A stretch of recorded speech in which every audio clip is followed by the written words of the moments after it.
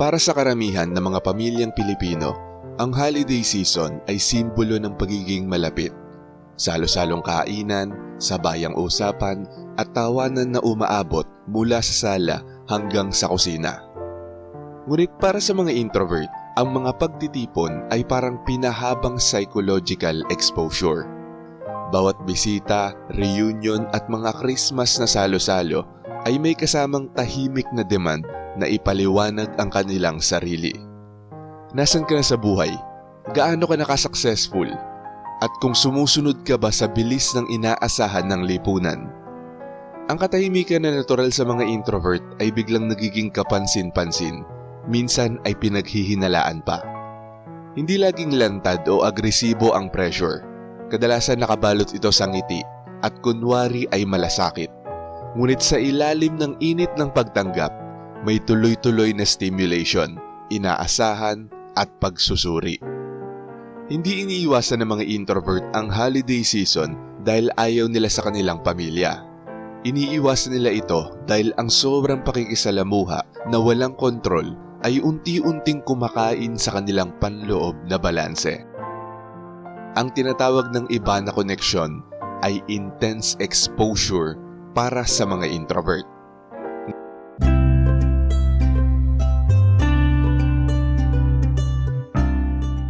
Number 1. Small talk bilang emosyonal na buwis. Mabilis makaubos ng enerhiya. Ang small talk tuwing holiday season sa kulturang Pilipino ay parang emosyonal na buwis na paulit-ulit binabayaran. Bawat tanong ay mukhang inosente kung titignan isa-isa. Ngunit kapag pinagsama-sama, ito ay nagiging tuloy-tuloy na pag-ubos ng enerhiya. Inaasahan ng isang introvert na sumagot ng magalang, positibo at puno ng pasasalamat. Kahit pa ang tanong ay tumatama sa mga sensitibong usapin tulad ng trabaho, pera, relasyon o personal na timeline. Hindi tulad ng mga extrovert na nadaragdagan ang sigla sa pakikipag-usap, kailangang iproseso muna ng mga introvert ang lahat sa loob bago magsalita. Kaya doble ang pagod para sa kanila. Sa ika-4 o ika-5 beses na pagsagot sa parehong tanong, halos ubos na ang mental reserves nila. Hindi ito kahinaan. Ito ang presyo ng malalim na internal processing. Ang pagkapagod ay hindi galing sa mga negatibong damdamin, kundi sa patuloy na pagiging on nang walang pagkakataong mag-reset. Number 2, ang tahimik na pagmamasid. Real-time na social threat assessment. Bago pa man magsalita, likas sa mga introvert ang mag-scan ng kanilang paligid.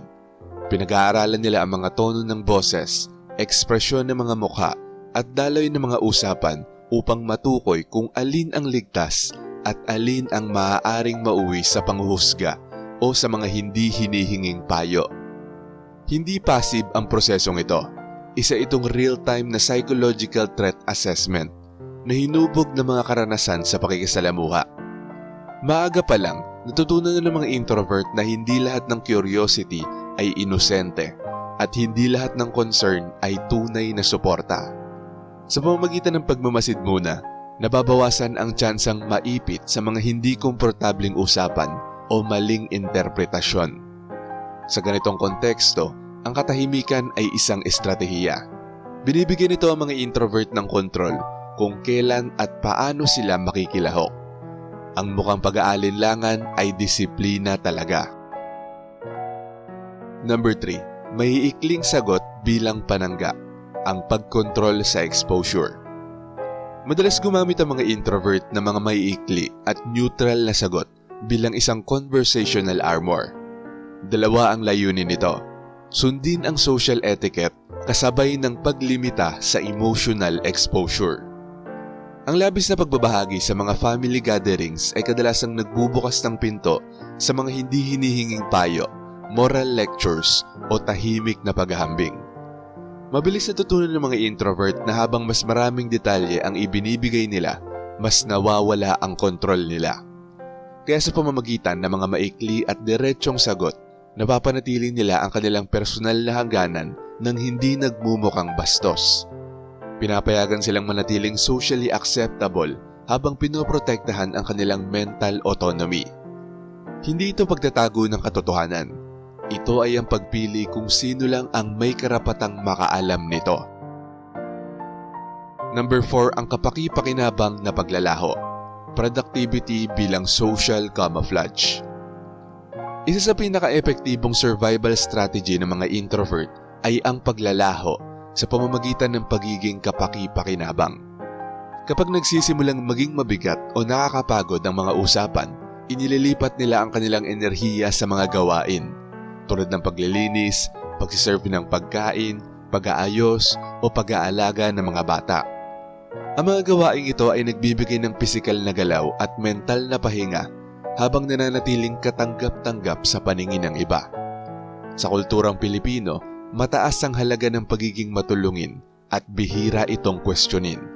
Kaya perpekto itong takip para sa pag-atras.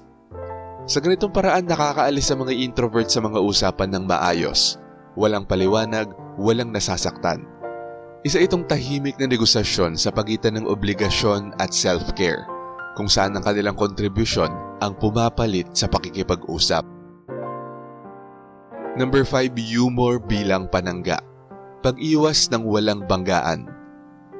Kapag hindi posible ang direktang pag-alis sa mga pag-uusap, kadalasang gumagamit ang mga introvert ng humor, hindi para agawin ang atensyon, kundi para ilihis ito. Ang isang magaan na biro ay kayang tunawin ang isang mapanghimasok na tanong, ilipat ang direksyon ng usapan, o palambutin ang hangganan nang hindi nauuwi sa konfrontasyon. Ang ganitong klase ng humor ay kontrolado at sinasadya. Idinisenyo upang panatilihing magaan ang interaksyon habang hinaharangan ang mas malalim na pangungulit. Para sa mga introvert, ang humor ay hindi performance. Ito ay proteksyon. Pinapayagan silang manatiling kaaya-aya sa paningin ng iba nang hindi kinakailangang maging emosyonal na bukas. Pagkatapos ng tawanan, kadalasan ay umaandar na ulit ang usapan sa ibang direksyon. At ang mga introvert ay nananatiling buo at hindi nalalantad. Number 6. Panloob na pag-atras. Psikolohikal na distansya sa mga crowded na espasyo. Habang tumitindi ang stimulation, ang mga introvert ay umaatras paloob. Present ang katawan, nakaupo, nakikinig, paminsan-minsang tumutugon, ngunit ang isip ay humahakbang na palayo upang muling mabawi ang kontrol. Ang panloob na pag-urong na ito ay nagsisilbing buffer laban sa emotional overload. Pinipigilan ng inis o pagkapagod na mauwi sa tahimik na galit o bigla ang paglayo. Isa itong coping mechanism na nahubog ng pangangailangan. Nagbibigay daan sa mga introvert na tiisin ng mahabang pagtitipon nang hindi nauubos. Hindi ito paglayo sa mga tao. Ito ay paglayo sa sobrang ingay. Sa paglikha ng psikolohikal na distansya, napoprotektahan ng mga introvert ang kanilang emosyonal na balanse habang patuloy na iginagalang ang mga expectations ng lipunan. At number 7, recovery pagkatapos ng mga salo-salo. Ang katahimikan pagkatapos ng ingay. Pagkatapos ng mga gatherings, hindi agad nakakaramdam ng ginhawa ang mga introvert. Mas ramdam nila yung bigat ng naipong stimulation. Nagiging mahalaga ang recovery. Ang oras na mag-isa ay nagbibigay daan upang iproseso ang mga hindi pa tapos na emosyon. Ibalik ang linaw ng isip at muling makaugnay sa sariling ritmo.